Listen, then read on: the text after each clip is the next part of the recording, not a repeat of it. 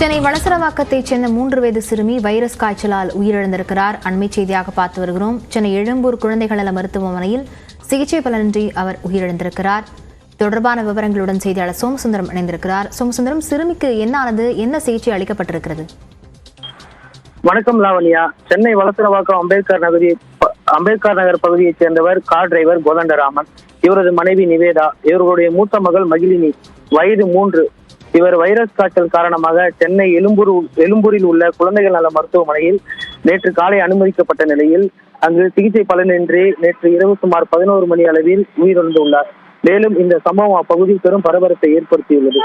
இந்த நிலையில் சிறுமியின் ரத்த மாதிரிகள் சேகரிக்கப்பட்டு அதன் முடிவுகள் வரும் 29ஆம் தேதி கிடைக்கும் என்று கூறியதால் தற்போது குழந்தை உயிரிழந்த நிலையில் என்ன வைரஸ் காய்ச்சலுக்காக குழந்தை இறந்துள்ளது என்று விடை தெரியாமல் பெற்றோர் தவித்து வருகின்றனர்.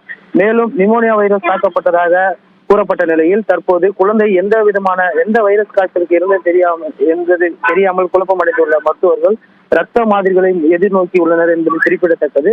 மேலும் குழந்தை உயிரிழந்த சம்பவ பகுதியில் பெரும் பரபரப்பை ஏற்படுத்திய நிலையில் இந்த பகுதியில் சிறப்பு மருத்துவ முகாம்கள் வைக்க வேண்டும் என பொதுமக்கள் கோரிக்கை வைத்துள்ளனர்.